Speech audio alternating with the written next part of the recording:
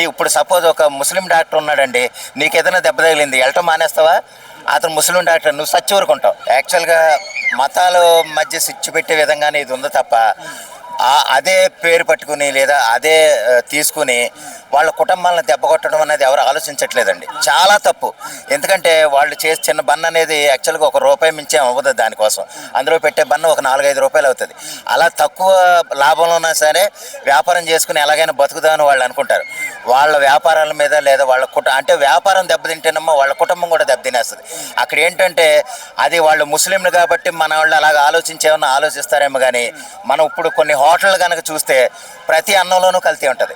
ప్రతి కూరలోనూ ఏదో మసాలాలు, రకరకాల చెత్త, సోడాలు కలిపేసి తెల్లగా కనిపించేటి కోసం రకరకాలు తినే. అంటే అది మన హిందువులు కాబట్టి ఎవరు అనరేమో కానీ, వాళ్ళు ముస్లింలు కాబట్టి ఆ విధంగా కించపరిచే విధంగా వాళ్ళ వ్యాపారాలు దెబ్బతినే విధంగా చేయటం అనేది చాలా తప్పండి. ఇప్పుడు అది కాకుండా మేడారం దగ్గర అమ్ముతున్నారు కాబట్టి అక్కడ హిందువులే ఉంటారు కాబట్టి ఆ విధంగా అంటున్నారు. అవును. మనం బయట చూస్తే ప్రతి మెట్రో స్టేషన్ దగ్గర కూడా అమ్ముతారు. అవును. అక్కడ ఓన్లీ హిందువులే కొనుక్కోరు కదా, అందరు కూడా కొనుక్కుంటారు. అవునండి. మరి కుట్ర అన్నప్పుడు అందరి మీద జరుగుతుంది ఇక్కడ.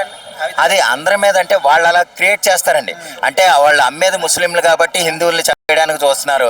ఇప్పుడు మనం కొన్ని చోట్ల ఆ యాపిల్ పళ్ళు లేదా యాపిల్ కాయలు నెగనగలాడటం కోసం ఏదో కలుపుతారు. అదేంటంటే మనం అలాగే తినే ఇంటికి వచ్చి కడుక్కుంటాం. లేదా సపోజ్ ఒక ద్రాక్ష పళ్ళు ఉన్నాయనుకోండి, పురుగు మందులు స్ప్రే చేస్తేనే ఆనుతాయి. దాని మీద వైటిష్ పొర కింద ఉంటుంది. మనం అది ఏదైనా సరే మనం కడుక్కు తినాలి. అదేవిధంగా మగ్గడం కోసం రకరకాల ప్రిజర్వేటివ్స్తో గదిలో పెట్టి ఇచ్చేసేస్తూ ఉంటారు. ఏదైనానండి వాళ్ళు ఏది నిన్న కోసం అయితే చేయరు. వాళ్ళ వ్యాపారంలో తొందరగా అయిపోవాలి. ఈ రోజు కాపు వచ్చింది, రేపు అమ్మేయడానికి కావాలి అని అన్న ఉద్దేశంతో అటు మామిడికాయలు కానీ, మామిడి పళ్ళు లేదా అరటి పళ్ళు, యాపిల్ కాయలు, ఇవి ఏదైనా సరే పళ్ళ మీద ఎక్కువ ఇది చేస్తూ ఉంటారు. నేను అది ఆక్షేపిస్తున్నాను. చాలా తప్పది. అదేంటంటే ఒక ఇంటెన్షనల్గా ఎవరో దూరుకొచ్చి విలేకరుల రూపంలో వచ్చేసి వాళ్ళు ఏంటంటే కొంతమంది అంటే హిందూ విద్వేషాలు అంటే వీళ్ళని చెప్పాలంటే మనం టెర్రరిస్టులు అంటాం. అంటే అతివాదులు అనమాట. అతివాదులు అంటే హిందూ మతం మీద గౌరవం ఉండొచ్చు, వాళ్ళకి నమ్మకం ఉండొచ్చు. నేను హిందువునే, కానీ ఏంటంటే నేను అతివాదం చేయను. ఎవరిని ఆడి దగ్గర కొనకూడదు, ఆడి దగ్గరే కొనండి, లేకపోతే ఆడి దగ్గర కొంటే మనం చంపడానికి చేస్తున్నాడు అన్న తింగర మాటలు, సన్నాసి మాటలు అయితే ఎవరూ మాట్లాడకూడదు. అది నీకు అవసరమైనప్పుడు ఇప్పుడు సపోజ్ ఒక ముస్లిం డాక్టర్ ఉన్నాడండి, నీకు ఏదైనా దెబ్బ తగిలింది, వెళ్ళటం మానేస్తావా? అతను ముస్లిం డాక్టర్, నువ్వు సచ్చి ఊరుకుంటావు. మరి అటువంటిప్పుడు కూడా చూసుకోవచ్చు కదా. మతాలను పక్కన పెట్టండి ముందు కాసేపు. ఆడు నీతో పాటు నీతో సమానంగా బతకడానికి ఉన్నవాడు, ఆడిని బతకనివ్వండి. నిన్నేం చంపేయడం కోసం ఆడేం పెద్ద అన్ని కార్యక్రమాలు చేయక్కర్లే. ఏదేమైనా సరే అటువంటి వాళ్ళు బతకనివ్వండి. నీకు నిజంగా దానివల్ల ఏదన్నా తిన్నప్పుడు లేదా తర్వాత ఒక గంటకో కడుపు నొప్పి వచ్చింది అనుకోండి, వెంటనే అప్పుడు కంప్లైంట్ చేయండి. ఇదిగో నీ తినటం వల్లే నాకు తేడా వచ్చింది, నీ తినటం వల్లే నాకు ఇబ్బంది కలిగింది అని చెప్పడంలో తప్పులేదు. అంతేగాని అతనేమో అందులో నీ కడుపు నొప్పి వచ్చేయడానికి నీకేం చేయడానికి ఏం చేయడు. మహా అయితే ఏదైనా మామూలు నూనె వాడతారేమో. ఇప్పుడు మనం జిలాబీ ఏదో తింటాం, రకరకాల బజ్జీలు తింటాం, వాళ్ళు నానా రకాల చెత్త నూనెతోనే చేస్తారు. మనకేం శుద్ధమైన రిఫైండ్ ఆయిల్తో ఏం చేయరు. అలాగ చేసి అమ్మాలంటే ఆడు ఒక బజ్జీ ₹25 అమ్మాలి, ₹7 ₹8 ఎందుకు అమ్ముతున్నాడు? అంతే కదా. అది అలా చూసుకుంటే మనల్ని చంపేయడానికి చేసినట్టే. అదేంటంటే వేరే మతం వాళ్ళు కదనే వాళ్ళని అలా కించపరిచేలాగా వ్యవహరించడం అనేది కరెక్ట్ కాదండి. అందువల్ల ఏంటంటే వాళ్ళని బతకనివ్వండి. వాళ్ళు బతకడానికి ఉన్నప్పుడు వాళ్ళని బతకనివ్వండి. అంటే వాళ్ళ అమ్మకం అంటే కొంతమంది భయపడి చాలామంది షాపులు తీశారండి. ఆ షాపులు తీశారంటే వాళ్ళు ఏదైనా కూలి పనికి వెళ్ళాలి. కూలి పనికి వెళ్ళటం అంటే ఆడొక్కడితో పోయిందని అనుకోకండి. వాళ్ళ కుటుంబానికి ఒక 4-5 ఉంటారు. ఆ 4-5 ఆహారాన్ని కూడా లేదా వాళ్ళ జీవనాన్ని కూడా మనం దెబ్బ కొట్టినట్టే. అందువల్ల ఇటువంటి పిచ్చి ఆలోచనలు మానుకొని వాళ్ళని కూడా బతకనివ్వండి. ఏదైనా తప్పు ఉంటే పట్టుకోండి, లేదా వాళ్ళని కంప్లైంట్ చేసి ఇదిగో నువ్వు తినటం వల్లే నాకు ప్రమాదం జరిగిందని చెప్తే మనం చర్యలు తీసుకోవడానికి ఉంటుంది తప్ప ఏమనుకోకుండానే ముందు ఆడు కాబట్టి ఆడు మనల్ని చంపేయడానికి వస్తున్నాడు కాబట్టి అన్న ఆలోచనలు అయితే పిచ్చి మాటలు మానుకోండి. నేను తిన్నానండి. అంటే ఒకటి ఇందులో మీరు అన్న పాయింట్ ఒకటి బాగుంది. ఎక్స్పైరీ డేట్ అంటాం కాదు, కానీ ఒక్కొక్కసారి ఏంటంటేనండి 3వ రోజుకే బూజు పట్టేసేలాగా ఉంటాయి.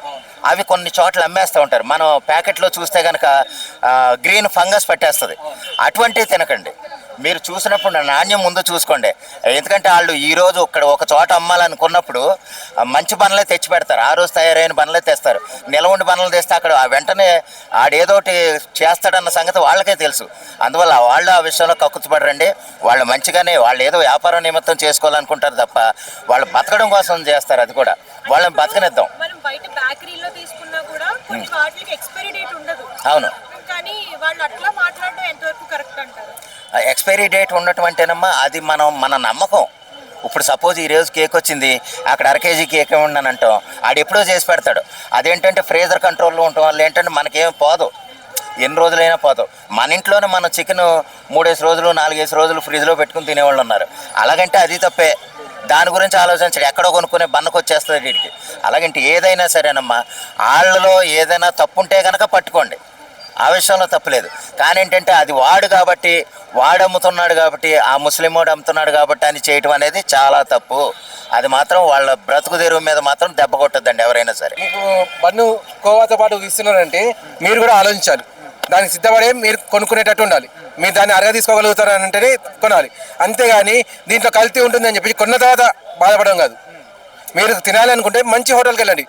అలా అని చెప్పేసి మంచి హోటల్ కూడా మంచి ఇస్తున్నాయంటే దాంట్లో కూడా వాళ్ళు ఫ్రీజింగ్ చేసిన ఐటమ్స్ ఇస్తున్నారు. మరి వాటి గురించి కూడా ఆలోచించాలి కదా. ఎక్కడికి పోయినా కూడా మనకి ఇది అనేది కల్తీ అనేది ఖచ్చితంగా కలుస్తూనే ఉన్నది.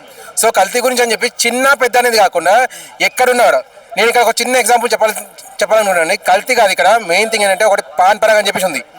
దానికి 3 బాలీవుడ్ హీరోలు ఉన్నారు. వాళ్ళకి ఏ రకంగా పేమెంట్స్ ఇచ్చి ఉంటారు. పాన్ పరాగు ఏ రకంగా చూసుకున్నా కూడా మన శరీరానికి హాని చేసేది. దాంట్లో కల్తీ అనేది కాదు, మొత్తానికి వేస్ట్. అది మాట్లాడాలనుకుంటే దాని గురించి మాట్లాడండి. ఆ 3 జైల్లో వేయండి, బట్టలు చిరిగేలా కొట్టండి, అప్పుడు మాట్లాడితే బాగుంటుంది. అంతేగాని చిన్న వాళ్ళని పట్టుకొని వాళ్ళని వేధిస్తాము, వాళ్ళ మీదే మా ప్రతాపం చూపిస్తామంటే అది ఒక కుక్క మీద మనం కర్ర పట్టుకొని తిరగడం లాంటిది. ఆ కుక్కలు కూడా గుంపుగా వచ్చాయి. కల్తీ విషయానికి వస్తే ఓన్లీ ఇందులో అని కాదు, మనము బ్రష్ చేసుకునే టూత్ పేస్ట్ నుంచి మనం వాడే సబ్బు వరకు ప్రతి ఒక్క దాంట్లో కల్తీ కలుస్తుంది. ఇన్ఫాక్ట్ కారం పొడి, పసుపు పొడి, చిన్నపిల్లలు తాగే పాల దగ్గర నుంచి కూడా మనం చాలా సందర్భాలు చూస్తాం. కొన్ని కెమికల్స్ కాకపోతే ఫుల్ మిల్క్ లాగా అయిపోతుంది. సో వీటన్నిటి గురించి కూడా త్రూఅవుట్ ఇయర్ అంతా జరుగుతూనే ఉంటాయి. వాటి గురించి ఎందుకు మాట్లాడలేదు అంటారు? అదేనండి నేను చెప్పేది కూడా, పెద్ద సంస్థలు ఎక్కడ మమ్మల్ని అనదొక్కుతాయి, వాటితో మేము పోట్లాడలేమని చెప్పి చిన్న వాళ్ళని పట్టుకుంటున్నారు వీళ్ళు.